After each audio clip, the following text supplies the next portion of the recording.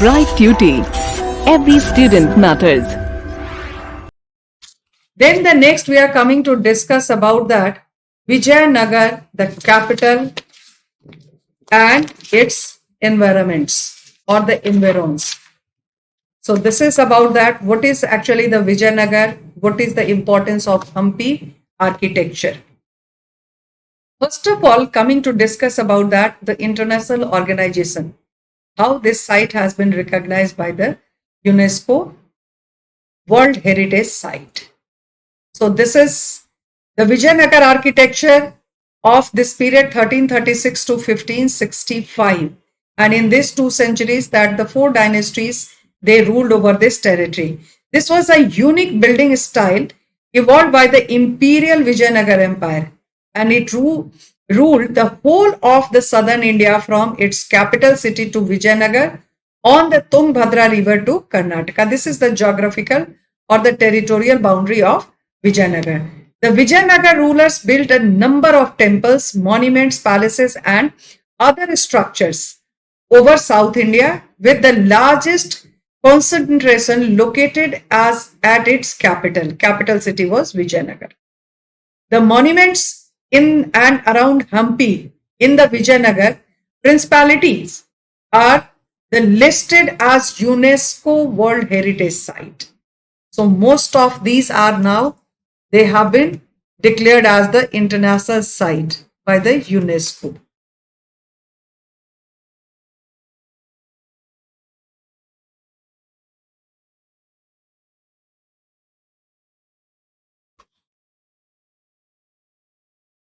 This is the importance of the Vijayanagar.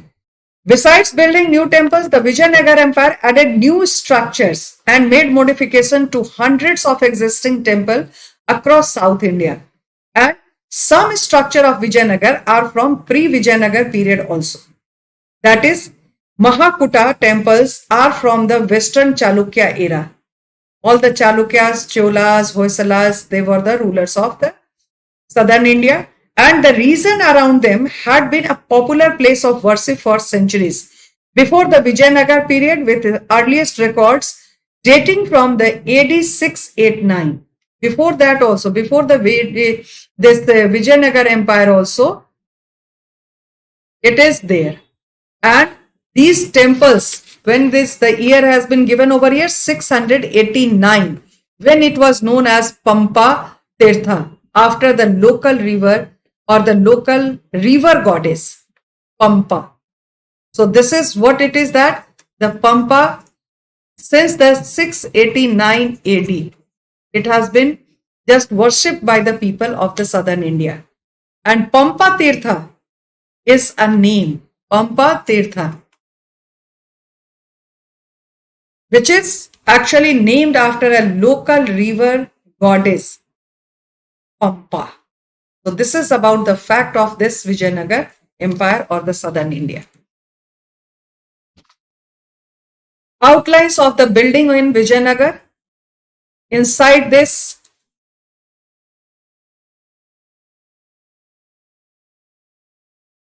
temples, forts and the irrigation facilities, which we are coming to discuss inside this.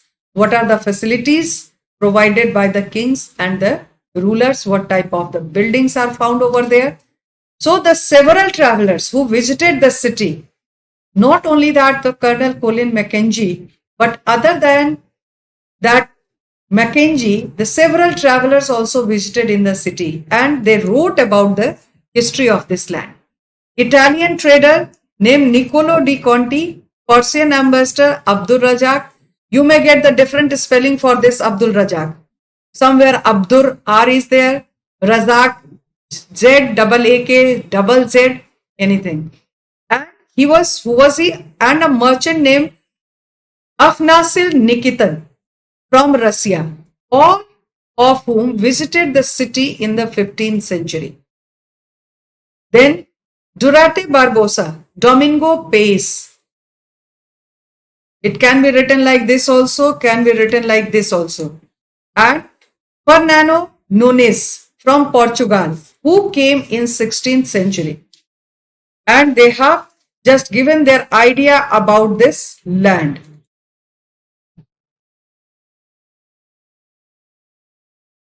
Features of the water resources also it is there. Then before to switch over there, we must have to go with this, the temple and the forts during this period. Now, the Vijayanagara architecture broadly classified into the religious, courtly and the civic architectures. And it is a style and the combination of Chalukyas, Hoysalas, Pandyas and the Chola style.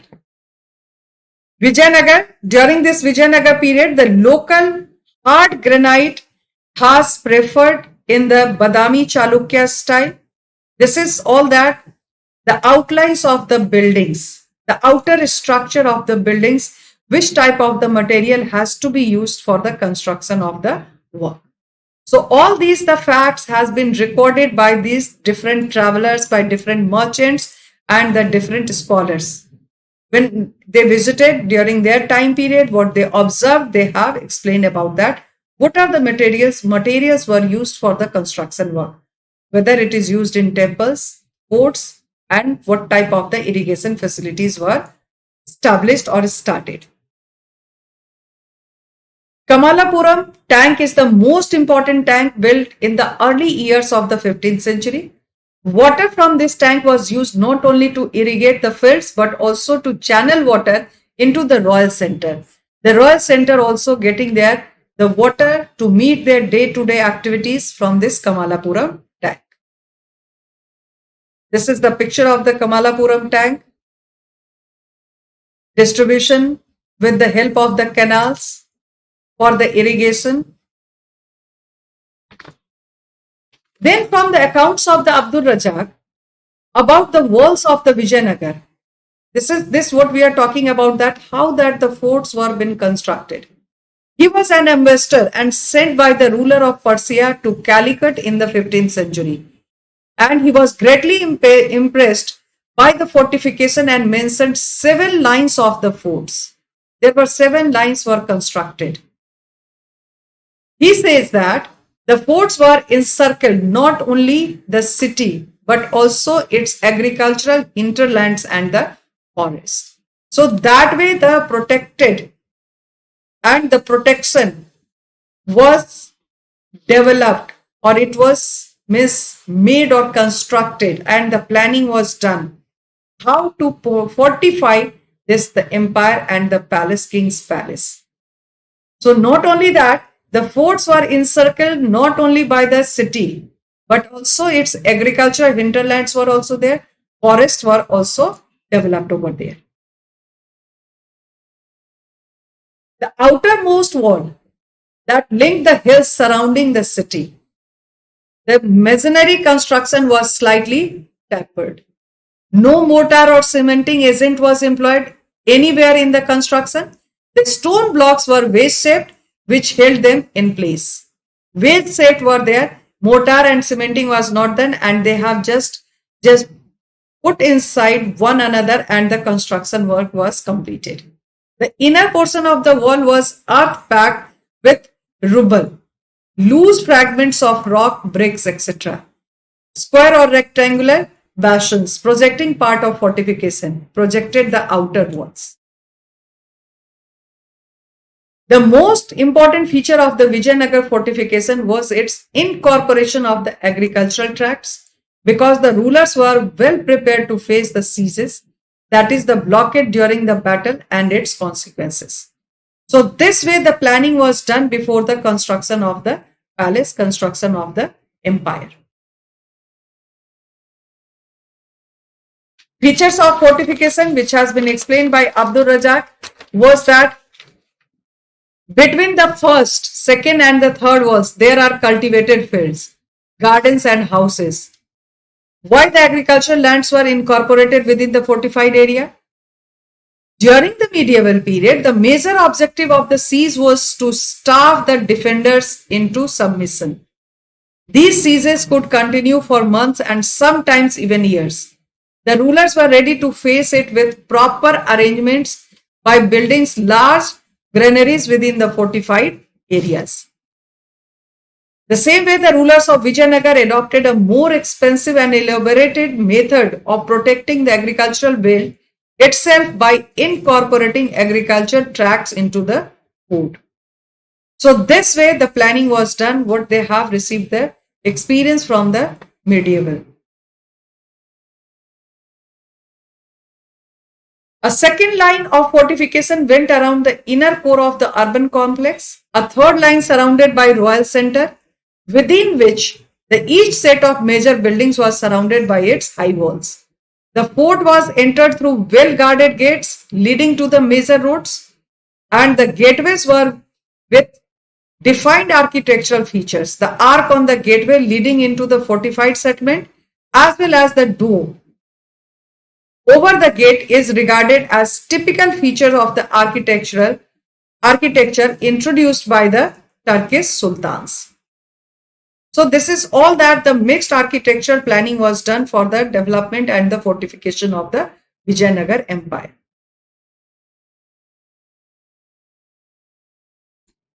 Other than this, the urban life, archaeologists have studied roads within the city and those leading out from it. These have been identified by tracing paths through gateways and points of pavements. Pavements was also been constructed. Moving along roads leading into the urban core, there is little archaeological evidence of the houses of ordinary people. Little evidences were found about that, the houses of the common people or the ordinary people. Archaeologists have found fine Chinese porcelain in some areas of the urban core. They suggested that these areas may have been occupied by rich traders.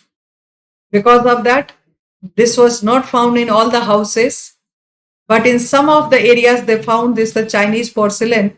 So they had, or they can speak, or they can express their idea about that the rich traders were also living in the outer area of the city, which comes under the urban core.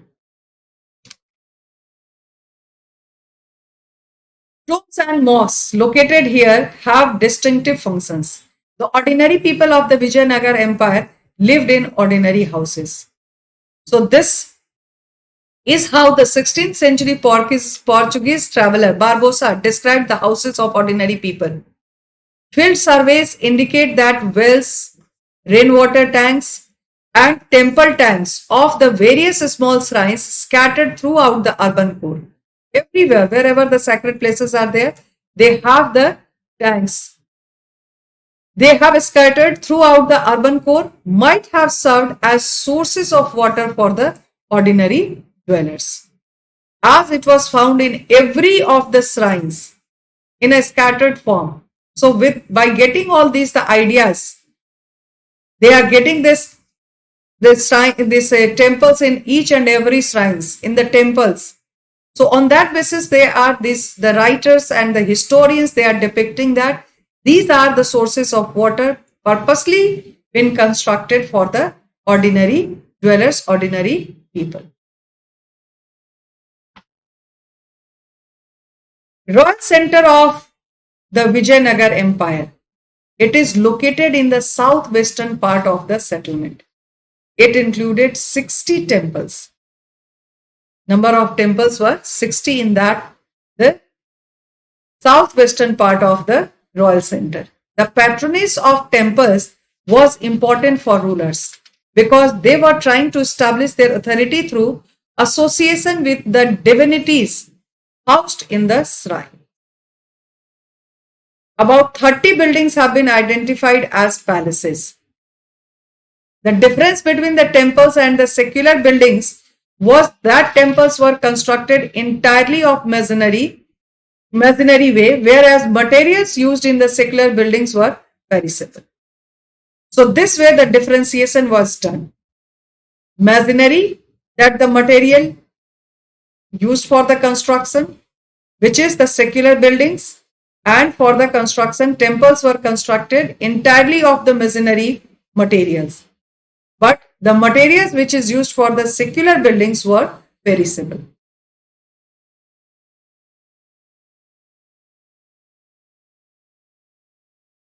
This is the very important part of this chapter about Mahanavami Dibba. What is its importance?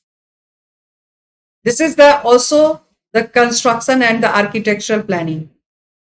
based on the form of buildings as well as their functions. And some of the structures have been assigned some names. The King's Palace is the largest of the enclosure but was not used as royal residence. Enclosure to the royal residence but not used. The audience hall and the Mahanavami Dibba. This is Mahanavami Dibba. The audience hall is a high platform with slots for wooden pillars at close and regular intervals. It had a staircase going up to the second floor, which rested on these pillars. This is the construction of that, the audience hall. Then next is about that the Mahanavami Dibba. It is a massive platform rising from a base of about 11,000 square feet to a height of 40 feet. There is evidence that is supported a wooden structure. The base of the platform is covered with the relief carvings. So this way the architectural planning was done, and this way the construction work were taking place for the different uses, for the different purposes. This is the construction of the Mahanavami Dibba. The base structure is also there, and the wooden pillars has also been used to construct this Mahanavami Dibba. Now coming to discuss about that the significance, importance of Mahanavami festivals in the Vijayanagara Empire. What is the importance of this? Why the concept of Mahanavami Dibba emerged?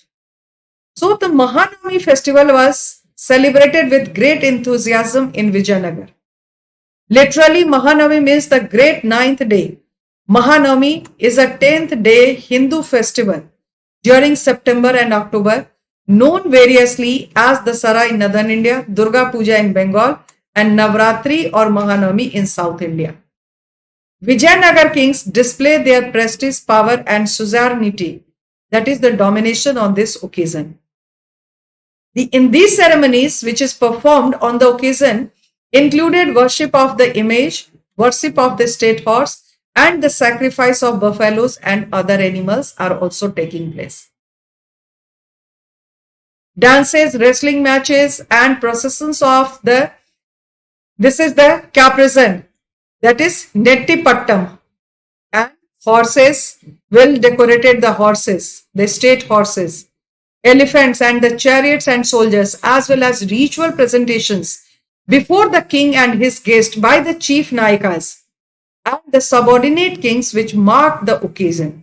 So these are the festivals which is broadly organized by the Nayakas, by the people on the occasion of Mahanavami. These ceremonies were imbued, means that tinged deeply with deep symbolic meanings. They have a very deep meaning about this religion. On the last day of the festival, the king inspected his army and the armies of the Nayakas in a grand ceremony which is organized at the last day. The significance of Mahanavami festival in the Vijayanagara Empire. Mahanavami festival was celebrated with great enthusiasm in Vijayanagara Empire, and its literal meaning is about that the great ninth day or Navami is a 10-day or Hindu festival during September and October, and it is known variously as the Shara in Northern India, Durga Puja in Bengal, and Navratri or Mahanavami in South India. The Vijayanagar kings displayed their prestige, power, and suzerainty on this occasion, and the ceremonies performed on the occasion included worship of the image, worship of the state horse, and the sacrifice of buffaloes and the other animals. What are the other functions organized on this occasion? Dances, wrestling matches were also there. The dances were performed, and the procession of, that is the caparison, Nettipattam, means that the decorated horses, the state horse, elephants and chariots, soldiers, as well as the ritual presentations before the king and his guest by the chief Nayakas who subordinate kings marked the occasion. These ceremonies were imbued, tinged deeply with the deep symbolic meanings. The last day of the festival, the king inspected his army and the armies of the Naikas in grand ceremony in an open field. This is that in the open field, the procession is taking place. On this occasion, the Naikas brought rich gifts for the kings as well as the stipulated tributes. This is the Hazara Rama temple used by the king and their family for their worship. The Vijayanagara architecture can be classified into religious, courtly, and the civic architectures. One of the beautiful buildings in the royal center is the Lotus Mahal. According to Mackenzie, it may have been a council chamber, a place where the king met his advisors. Some of the most spectacular buildings found in the royal center was Hajararama, Balakrishna, and Virupaksha are usually surrounded by strong enclosures. And this was probably meant to be used only by the king and his family.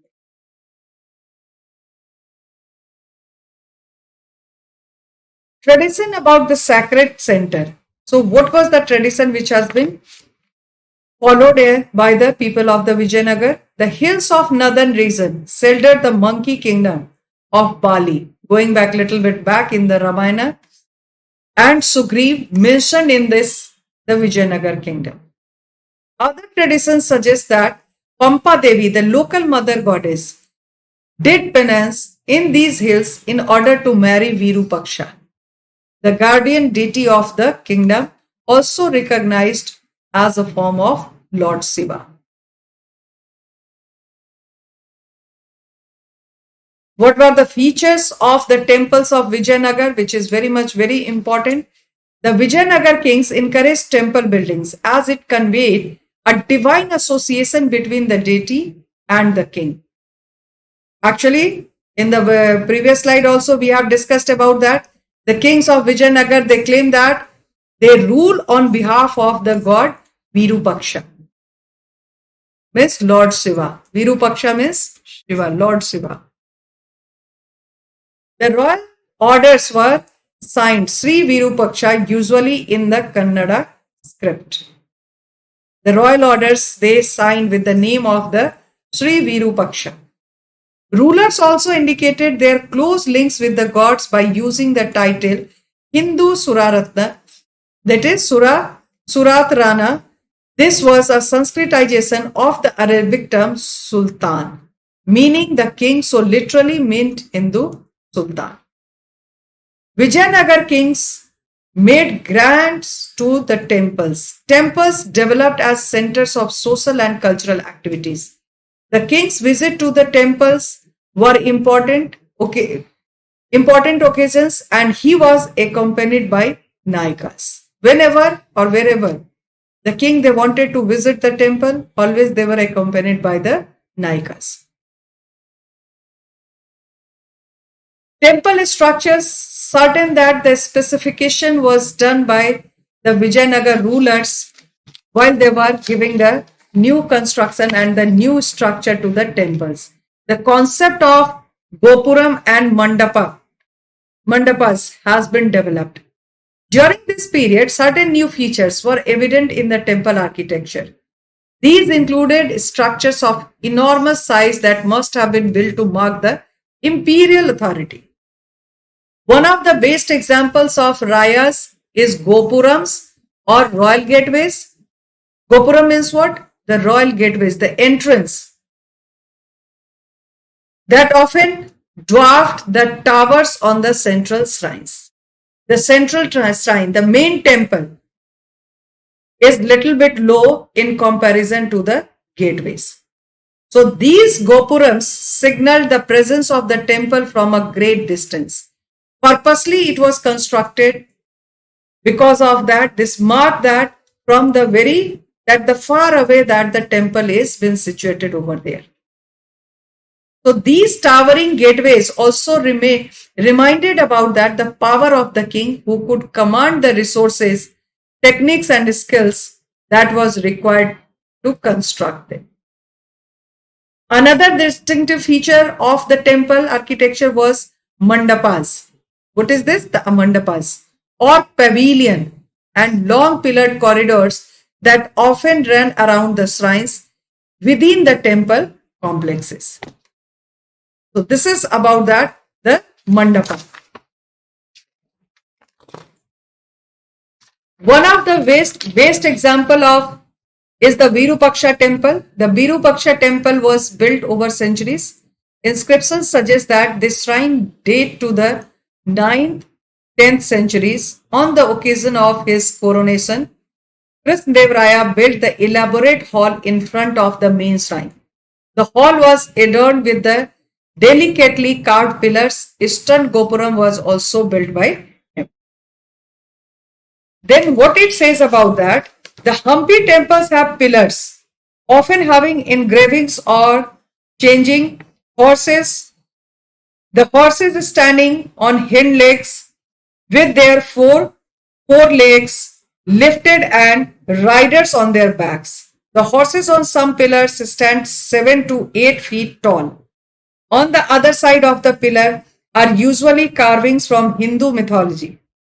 Pillars that do not have such hippogrifics, the generally rectangular with mythological themes sculpted on all sides. Some pillars have a cluster of smaller pillars. Around the central pillar shaft, the bottom supports these pillars have engravings of gods and goddesses, carvings of hippogriffs clearly show the skill of the artist who created them. So this is about that. In the Hampi temples, the mandapams are built on square or this is the polygonal plains with carved friezes. And what it says about that, which is the wall of a room or just under the roof of a building that are 4 or 5 feet high and have ornate stepped entrance on all four sides with miniature elephants or with yali balustrades, that is the parapets. The mandapam are supported by ornate pillars. The 1,000 pillars style with large halls supported by numerous pillars was popular. The 1,000 pillared Jan Basadi at Mudavidrid is an example of the such architecture. Large temples have a separate shrine for female deities. The example of such temples are the Hazar Rama temple, Balakrishna and the Vithala temples at Hampi. So this is all about that, the concept of the Gopuram and Mandapam, and with the great care, all these the construction has been done by the architect. Importance of halls in the temple. What is the importance? What just now we have discussed about that, the Mandapam. The halls in the temples were used for a variety of purposes. In some spaces, images of God were placed or to witness special programs of music, dance and drama. In those days, the concept of theater was not there. The assembly hall concept was not there. So the premises, they provide all these facilities to the people. Others were used to celebrate the marriages of deities, and yet others were meant for the deities to swing in. So this is about that, the large importance of the large constructed area for the temples. On such occasions, small images other than those kept in the central shrine were used. In the Vithala temple, the principal deity was Vithala, a form of Lord Vishnu, generally worshipped in Maharashtra. This temple has several halls and a unique shrine that is designed as a chariot.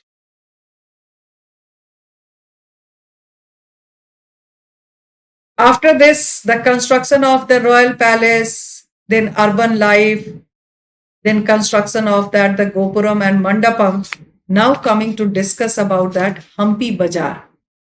What is this concept and how it was developed, and what were the this bazaar? What are the things which has been sold over here? In the early years of Vijayanagara Empire, Hampi was a prosperous town. Portuguese travelers, Pais and the Nantes visited Hampi in the mid of the 1500. They give an account of Hampi Bazaar about this. It was a prosperous town. Ruins of the Vijayanagara Empire are scattered within 10 kilometers. These all are the ideas collected by the travelers who they have visited India during the 1500. This is the huge temple of Virupaksha is the center of the town of Hampi. Now, how the bazaars were developed, marketplace was developed. So, at the center of the town Hampi, this Virupaksha temple is been constructed. The town layout is along the same lines as in the times of Krishnadev Raya. So, what it says that the town layout is the same. An arrow straight central carriageway cleaves the chaos of the bazaar and is dominated by temples at the both the ends. Both the ends of the bazaar, the temples are situated. So, what is the concept of this? Why it has been done like this? Because of that, many of these were 10 to 15 kilometers, and they locked together without any mortar, and they stood for the test of time and the ravages of the invaders. Then after, what it says that under the steady gaze of 100 stone eyes, one can stare at wall covered the precos, hunting scenes, dances, war celebrations, and the natures. So this is all about that. The construction, while they are constructing the temples, they are also taking care about that, how the bazaars or the marketplace has to be developed. This is the Vithala Swami temple in a form of a chariot, and this Vithala is the other name for the Lord Vishnu. After the death of Krishnadev Raya in 1529, his successors they faced the lots of problems created by the rebellious Nayakas or the military chiefs. By 1542, the control of the empire came under the another ruling lineage, the Aravidu, which continued till the end of the 17th century. Then some of the important travelers who they visited during the Vijayanagara Empire, during this period in the Vijayanagara Empire, several travelers visited the city of Vijayanagar, left their travel accounts. Notable among them are Italian trader Niccolo di Conti, an ambassador named Abdul Razak, sent by the ruler of Persia, and a merchant named Afnasi Nikitin from Russia. All of them visited the city in the 15th century. Portuguese travelers like Durante Barbosa, Domingo Paes, Fernando, this is the Fernão Nunes visited the city in the 16th century. How did the name Hampi came into use? When and how? Who discovered these ruins? So, Hampi came into use. This name was derived from the local mother goddess.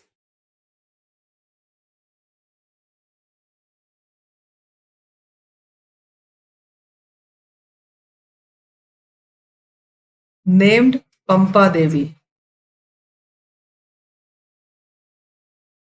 When and who discovered its ruins?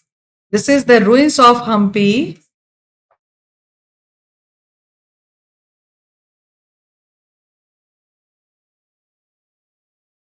The ruins of Hampi was discovered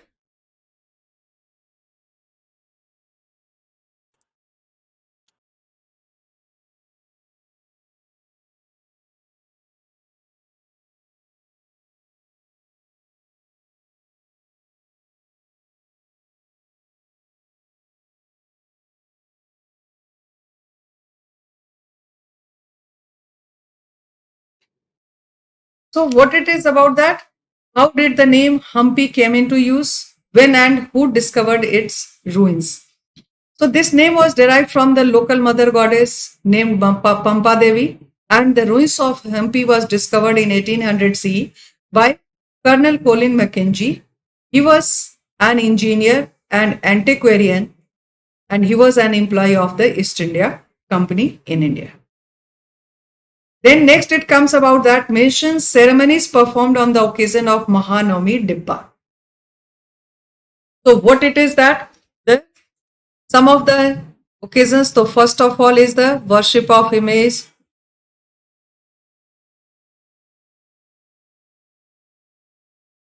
Second is worship of state horses.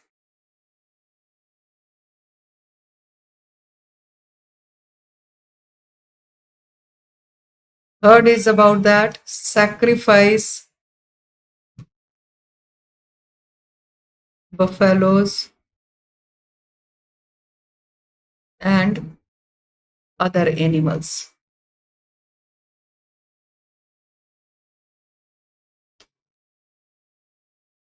Next is about that what was the battle of Rakshasi Tangadi, also known as the battle of Talikota. This is also known as battle of Talikota, and it was fought in 1565 CE between combined forces of the Deccan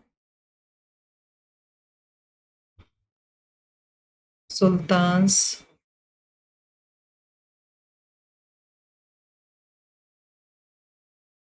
and the ruler of Vijayanagar, Sadasiv Raya.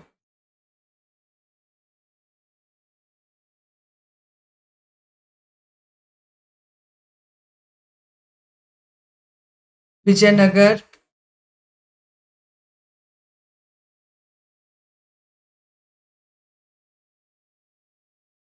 was defeated in this battle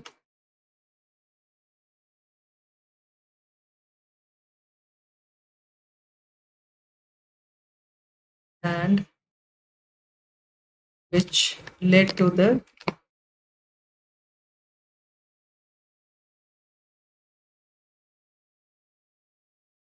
decline of the empire.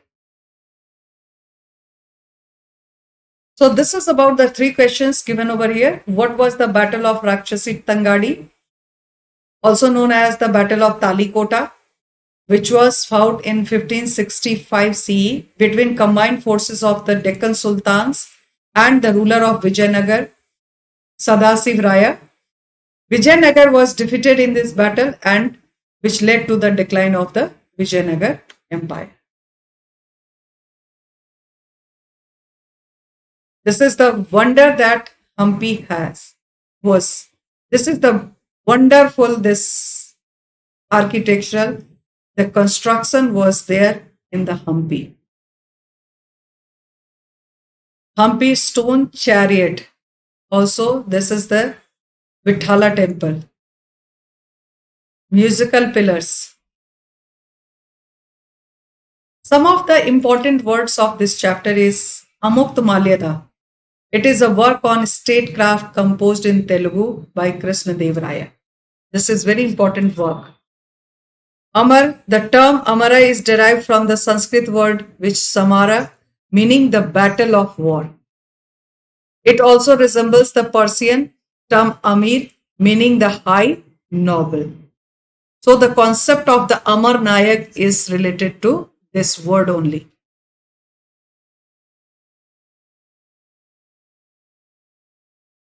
Yavana is a Sanskrit word which used for the Greeks and the other peoples who entered the subcontinent from the northwest. This House of Victory, this is the Domingo Pace, called the Audience Hall and the Mahanami Dibba together as the House of Victory. Sanctum is a sacred place, and antiquarian means dealing in rare books. So this is all about the chapter. Thank you.